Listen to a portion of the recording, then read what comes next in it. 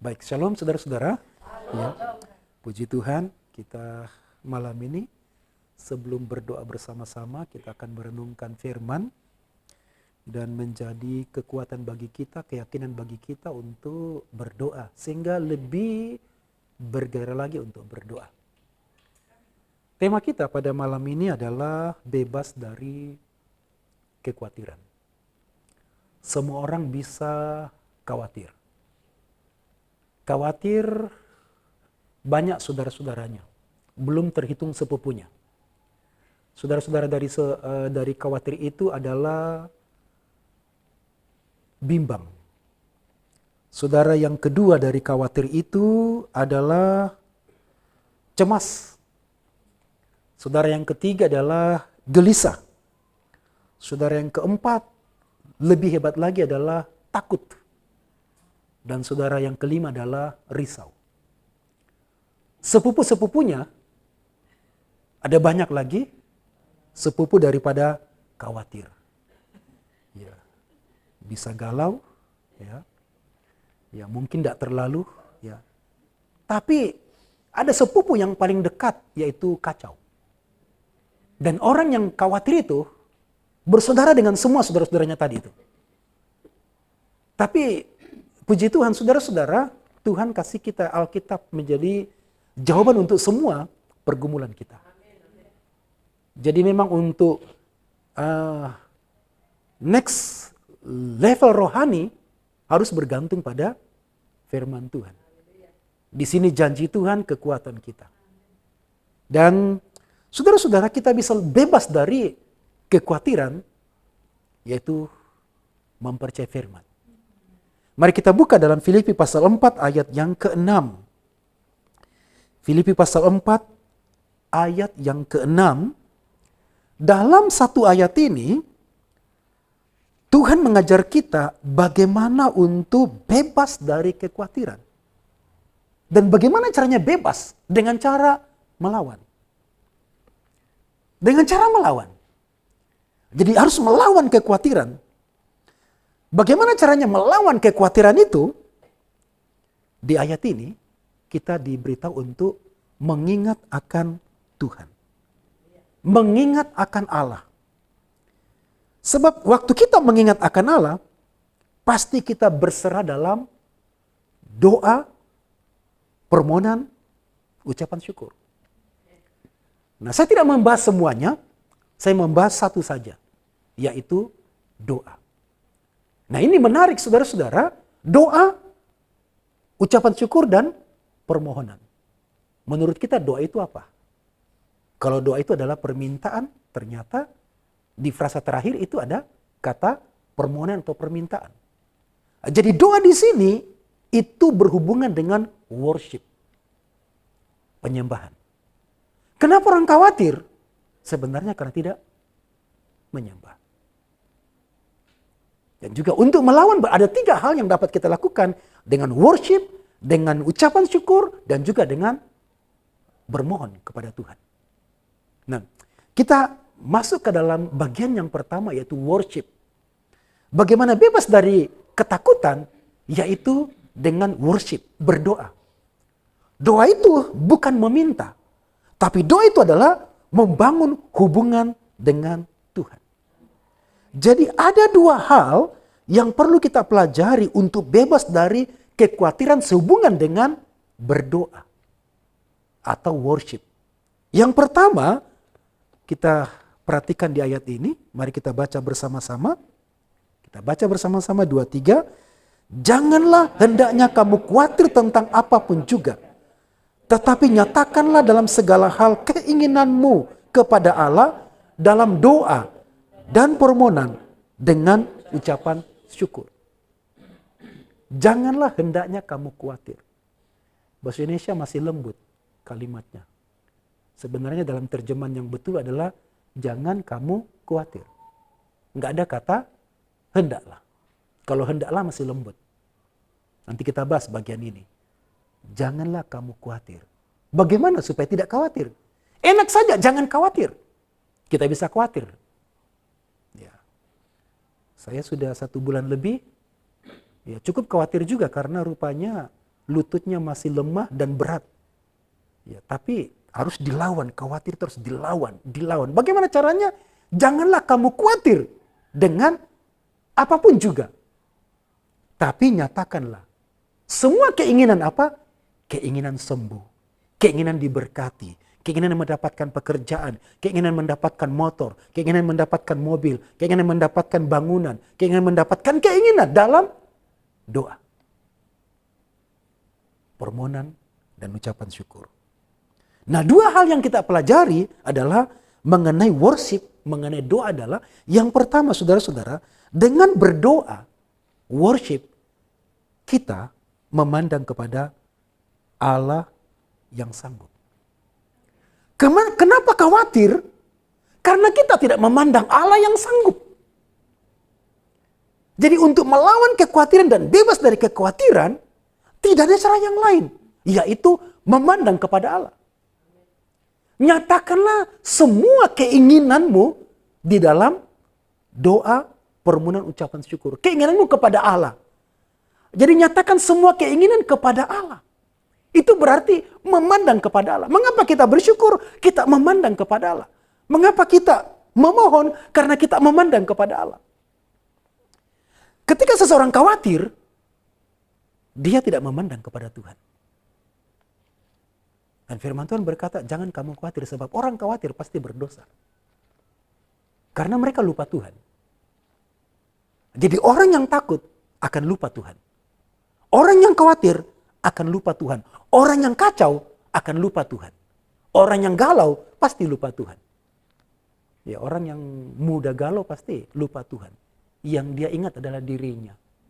Dia ingat adalah kelemahannya.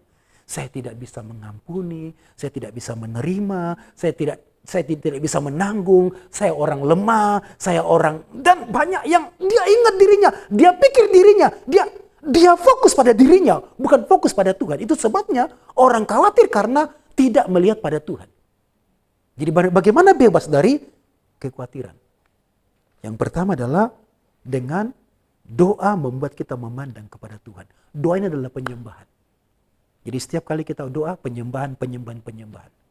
Kita penyembahan, itu melihat Tuhan. Kekhawatiran membuat kita melupakan Tuhan, tetapi sebaliknya, mengingat Tuhan akan menghancurkan kekhawatiran itu. Ketika kita melupakan Tuhan, maka kita akan kehilangan kekuatan. Ketika kita melupakan Tuhan, kita khawatir, kita akan kehilangan penghiburan dari Tuhan. Dengan mengingat Tuhan, kita membawa diri kita pada level yang lebih tinggi. Kita khawatir, kita membawa diri kita level yang rendah karena kita melihat diri kita, kekuatan kita, kelemahan kita, keterbatasan kita, ketidakmampuan kita, itu level yang rendah. Tapi doa membawa kita pada level yang tinggi sehingga Tuhan bisa. Saya bisa. Tuhan akan tolong saya. Saya bisa. Tapi kita khawatir, saya tidak bisa. Memang saya lemah. Memang saya tidak punya uang. Memang saya tidak punya kekuatan. Memang saya terbatas. Sehingga kita melemahkan diri kita. Saya nggak bisa beli obat. Saya nggak punya waktu. Nggak ada yang bisa menolong saya. Itu yang ditanya Yesus kepada orang lumpuh ketika Yesus bertanya kepada orang lumpuh di dalam Matius pasal 5. Di kolam Bethesda. Maukah engkau sembuh? Lalu jawabnya, enggak ada orang yang menyembuh, enggak ada orang yang membawa saya ketika air kolam itu mulai tergoncang. Dia fokus pada dirinya. Tapi Yesus mengajak, maukah kamu sembuh? Jangan fokus pada diri. Saudara, kalau kita mau diubahkan, jangan kita fokus pada diri. Jangan kita fokus pada kelemahan. Nah itu yang pertama saudara-saudara, mengingat Tuhan. Mengingat Tuhan. Kekhawatiran akan membawa kita kepada dimensi kelemahan. Dan tanpa pengharapan. Karena kekhawatiran membawa kita pada kenangan-kenangan. Pikiran-pikiran yang lemah. Kenangan-kenangan yang sakit kita, kelemahan kita, sakit hati kita, itu yang terjadi. Itu yang pertama. Yang kedua, saudara-saudaraku, yang kedua, ketika ayat ini berkata, janganlah kamu khawatir tentang apapun juga, tapi nyatakanlah semua keinginan. Semua keinginan kepada Allah di dalam doa, permohonan dan ucapan syukur. Yang kedua, doa, worship, penyerahan keinginan kepada Allah. Nah, firman Tuhan sedang membandingkan antara antara keinginan yang dikejar dengan keinginan yang dibawa di dalam doa. Mengapa orang khawatir? Karena dia mendahulukan keinginannya. Kira-kira Tuhan tolong saya ya. Dia mendahulukan keinginannya. Dia memandang dirinya dan dia membawa keinginannya untuk dikejar, didahulukan, sementara nyatakanlah semua keinginanmu kepada Allah dalam doa. Jadi yang kedua adalah doa, worship, penyerahan semua keinginan kepada Allah. Mengapa kita berdoa dan kemudian menanam lutut kita di hadapan Tuhan? Karena kita taklukkan keinginan kita dan menyerahkan keinginan. Seperti Yesus ketika dia di Taman Getsemani dan berkata, ya Bapa kalau boleh, cawan ini lalu daripadaku. Itu keinginannya. Tetapi keputusan, doa yang kedua dia berkata, tetapi janganlah kehendakku yang jadi, tapi kehendak Bapa. Dan keinginannya sampai 3 kali berdoa. Dan akhirnya dia memilih doa memutuskan keinginan Bapa. Betul kata orang, banyak berdoa, banyak berkat. Sedikit berdoa, sedikit berkat. Banyak berdoa, banyak menghancurkan keinginan. Mengapa kita tidak mau berdoa? Karena kita merasa pengejaran pada keinginan akan lebih utama, lebih besar. Kalau kita berdoa berarti kita mengesampingkan kekuatan lahiriah kita, pikiran lahiriah kita, hikmat kita. Karena berdoa akan mengambil waktu dulu. Mari saya berdoa dulu deh. Saya belum memutuskan ini, tapi izinkan saya berdoa. Jadi kita memberi waktu kepada Tuhan, boleh dan bertanya, Tuhan, bolehkah saya meminta ini? Bolehkah saya melakukan ini? Bolehkah saya memohon ini? Bolehkah saya bertindak ini? Membawa kita dalam keinginan Tuhan.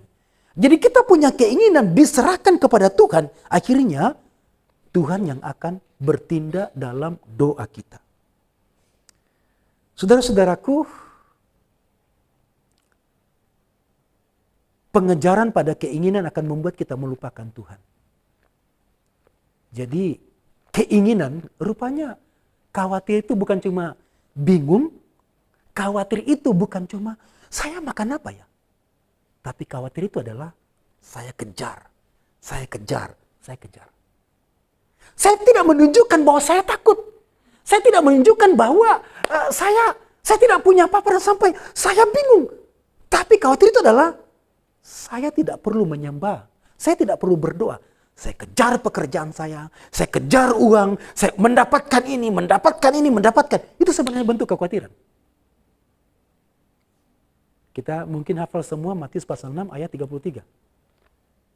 Cari dahulu kerajaan Allah dan kebenarannya, maka semuanya akan ditambahkan kepadamu. Jangan dibalik. Semuanya tambahkan kepadamu, tapi lalu carilah kerajaan Allah. Lalu ayat 30 sebelumnya berkata, semua itu dicari oleh bangsa-bangsa yang tidak mengenal Allah. Jadi mereka yang mengejar berkat, mengejar kekayaan, tidak salah. Mengejar pekerjaan, tidak salah. Tapi sampai lupa untuk berlutut, lupa untuk berdoa, lupa untuk menyembah. Dan itu sebenarnya khawatir. Jadi khawatir bukannya berkata, aduh, saya makan apa ya? Aduh, kira-kira bisa nggak saya sembuh ya? Aduh. Tapi khawatir adalah kejar. Makanya kita berkata bahwa serahkanlah semua keinginanmu kepada Allah dalam doa, permohonan dan ucapan syukur. Jadi mengejar keinginan harus punya mobil. Ya, enggak apa-apa. Tapi kejar sampai lupa penyembahan. Lupa pelayanan. Harus punya motor. Ya, harus. Tidak apa-apa. Harus punya rumah. Sampai berapa tingkat pun boleh. Sampai tingkat langit pun boleh. Tapi hati-hati. Bisa jadi menara Babel. Mengejar keinginan. Akhirnya lupa untuk berlutut. Lupa untuk menyembah. Saudara-saudara, makanya kita harus bangun doa. Bangun doa. Karena doa adalah penyerahan keinginan kita pada Tuhan. Dan sekaligus doa juga adalah mempersilakan Tuhan bertindak. Doa berarti memandang kepada Tuhan. Memandang semua kebaikan Tuhan. Memandang semua kekuatan Tuhan. Memandang semua penghiburan yang akan Tuhan berikan kepada kita. Yang kedua, doa adalah penyerahan keinginan. Keinginan kita kepada Tuhan. Menyerahkan semua kebutuhan kita. Semua pengajaran kita kepada Tuhan. Karena Dia sumber segala sesuatu yang kita butuhkan. Dia mengatur hidup kita. Dia sumber berkat. Saya pernah katakan bahwa orang percaya tidurnya pun Tuhan mengatur berkat. Tuhan menyediakan berkat. Yang ketiga, doa mempersilahkan Tuhan bertindak.